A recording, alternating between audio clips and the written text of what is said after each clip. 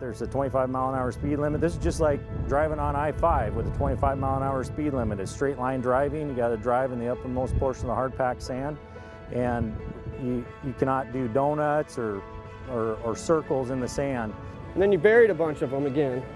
Where'd you bury them, sir? I'm done talking. All right, give me your license.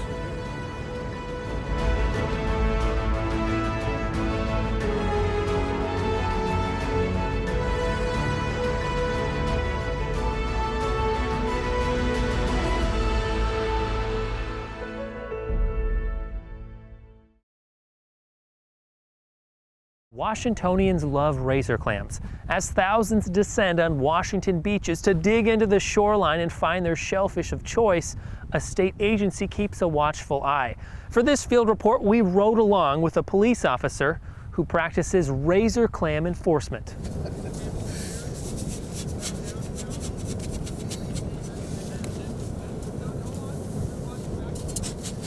It's safe to say that Washingtonians love razor clams. As we told you in a previous field report, around 350,000 Washingtonians dug into the coastline of the Evergreen State in 2018 in hopes of tracking down the highly sought-after shellfish.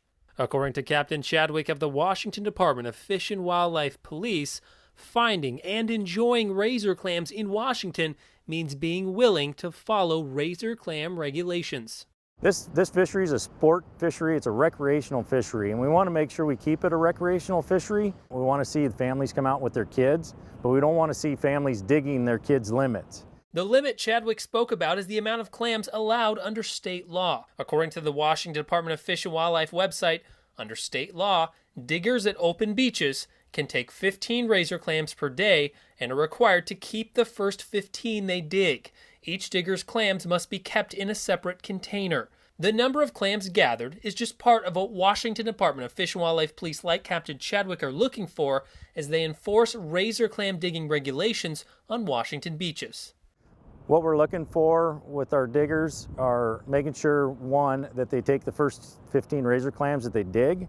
A lot of times, good diggers will look for the biggest clams, and they'll go down and do what we call tickling clams, if you will. They'll check the size by going down. They'll shovel dig those clams. They'll reach down. They'll feel the size of them, and they'll leave them. And we don't know if that clam was broke in the process of digging, or if the clam was fine. Or a lot of times there's a slurry that happens there, and the clam won't get set back, and it'll die. And our officers will go back down to that hole, reach down in, and oftentimes pull out that clam because it's just sitting in a slurry. Captain Chadwick also told TVW about instances in which razor clam diggers attempt to deceive their way towards bagging more clams.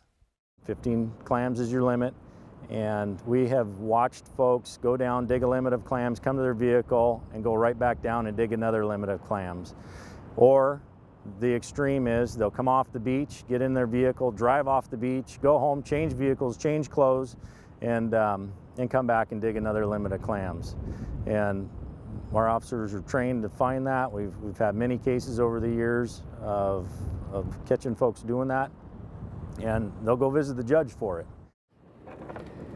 7, 10, that looks exactly like 15. Whether offenders visit the judge is up to the work of the Washington Department of Fish and Wildlife Police as they patrol the coasts during razor clam season.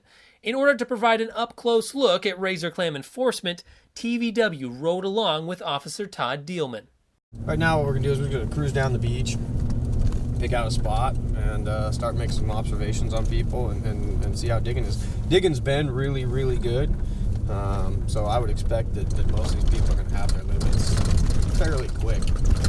As clam diggers approach their limits, Officer Dielman told TVW about what sets the Washington Department of Fish and Wildlife Police apart from traditional law enforcement.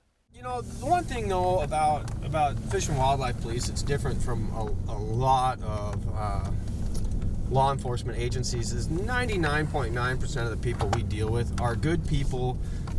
They're out enjoying themselves, having a good time. They're not criminals. You know, a lot of other law enforcement agencies, when they're responding to a call, they're responding to a situation where people are oftentimes having a very, very, very bad day. Most of these people out here, the vast majority of them out here are out here. They're having a great time doing something they love to do, and so it's a little different working environment than a lot of law enforcement. And you know, to be honest, when you come up and just randomly contact these people, most of them are pretty happy to see you. They're glad you're out here, and they're glad you're working it. Had some escapees. Yeah, I had some escapees. Certainly, almost 100% of the people Officer Dealman spoke with during the ride-along with TVW were happy to see him. 3-day razor clam. You're not going to clam the rest of the year. Come on, it's like it's just a good. There's right. Look, for an extra $6, you could have got the annual. $6. Down at the Hunter Inn for lunch.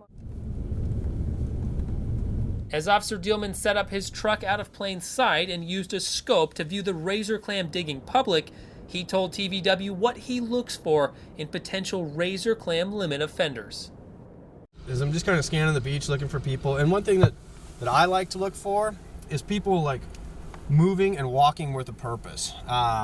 If you're scanning the beach and you're seeing people kind of having fun and running around and recreating, that's pretty normal. When you watch those people moving with a purpose, a lot of times those are the ones that are going to go over their limit, because it's more about the harvest. It's more about getting the clams as opposed to just recreating. Right over there. At one point, Dealman did issue a citation to a man believed to have violated razor clam law. Count my clams. No, because I know you counted them, and then you buried a bunch of them again. Where'd you bury them, sir? I'm done talking. All right, give me your license. Even following the interaction that resulted in the citation, Officer Dealman told TVW why he's happy as ever to be part of the Washington Department of Fish and Wildlife Police. You know, I'm an avid outdoorsman. Before I did this, I was a fishing guide for, almost 15 years. And there's two things. I like working with people, and I love the outdoors, and this job provides both of that. Thanks again for watching, and until next time, this has been Field Report.